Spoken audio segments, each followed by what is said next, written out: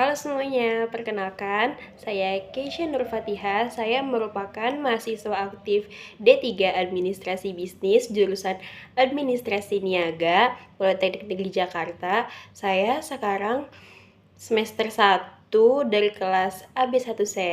Untuk memenuhi tugas mata kuliah Pendidikan Pancasila dengan dosen pengampu Bapak Ridwan Roy Tutupoho. Dengan ini, saya berkomitmen akan belajar dengan sungguh-sungguh, memperbanyak relasi, menjadi mahasiswa aktif, dikenal oleh dosen, lulus dengan predikat cum laude.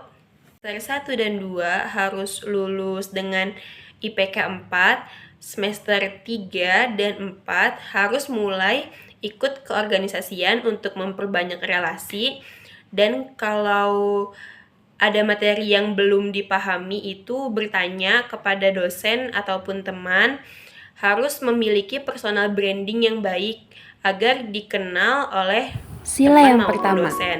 Lalu yang dalam kehidupan terakhir sehari-hari, adalah setiap semester manusia 5 dan memiliki 6 keyakinan harus dan belajar dengan kepercayaan kepada sungguh-sungguh Tuhan dan yang tidak Maha boleh Esa. bermalas-malas Sebagai lagi. umat beragama, kita diwajibkan untuk melaksanakan ibadah sesuai ajaran masing-masing.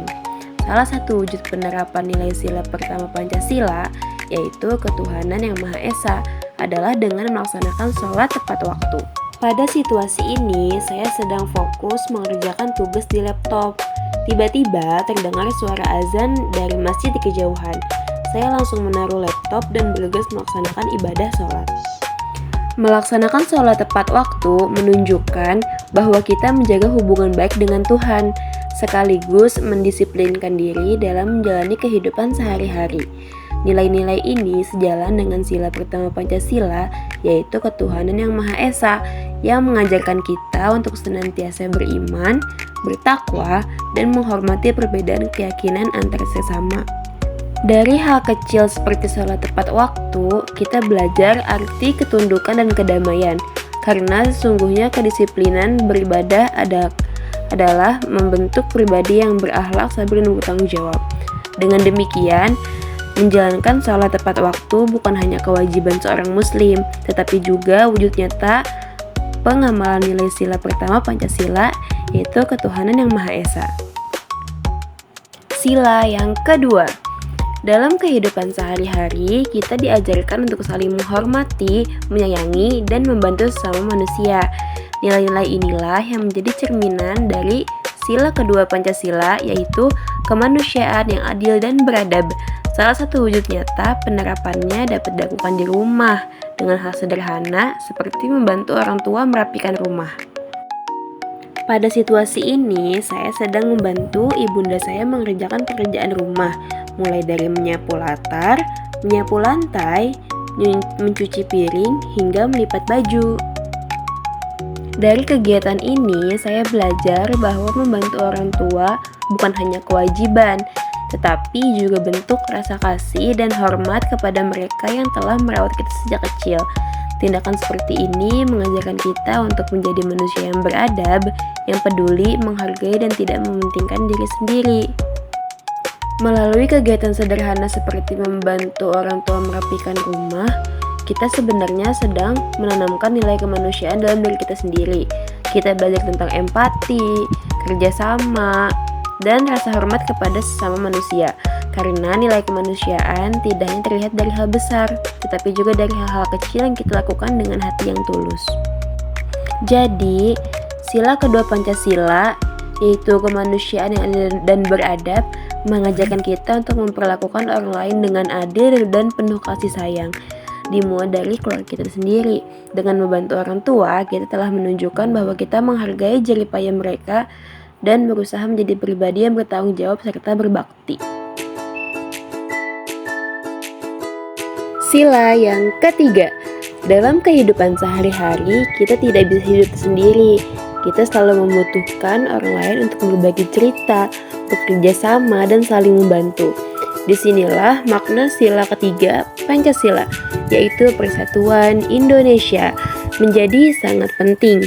Persatuan bukan hanya tentang bangsa yang besar, tetapi juga tentang hubungan sederhana antar teman di sekitar kita. Ini adalah situasi di mana saya dan teman-teman saya sedang berkumpul.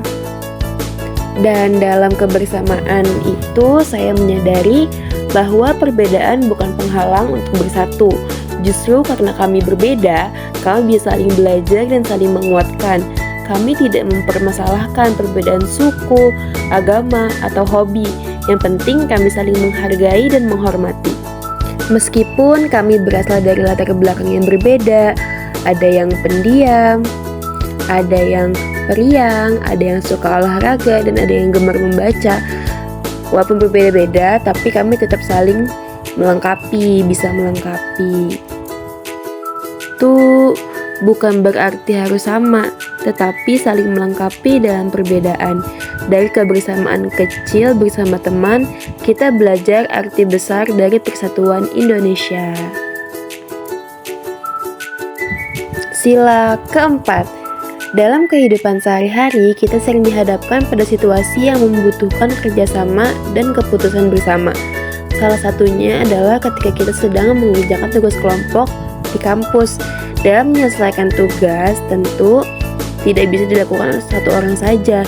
Kita perlu berdiskusi agar semua ide dan pendapat bisa disatukan dengan menjadi hasil yang terbaik. Pada situasi ini, guru kami memberikan tugas membuat makalah kelompok.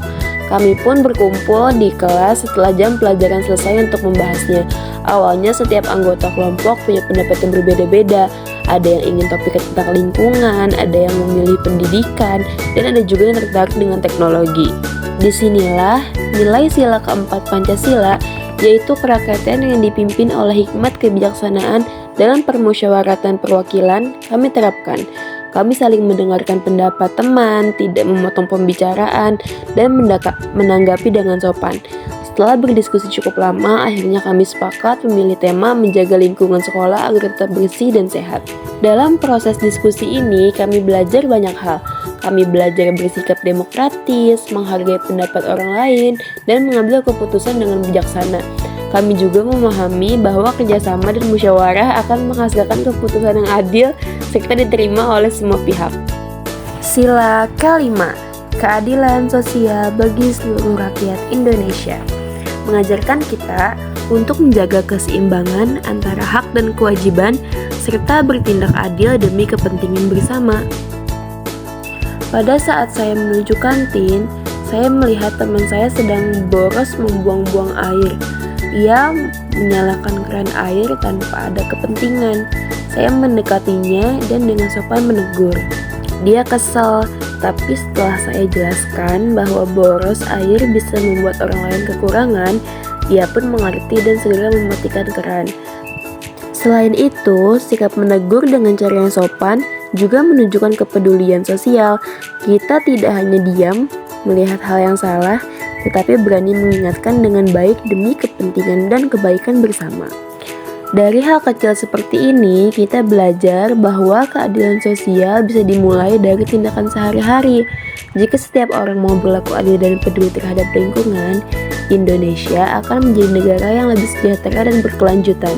Jadi, mari kita bersama-sama menerapkan nilai sila kelima Pancasila dengan cara sederhana, yaitu dengan menghemat air, peduli lingkungan, dan menegur dengan sopan demi kebaikan bersama. Karena air adalah hak semua orang dan menjaga keadilannya adalah tanggung jawab kita semua.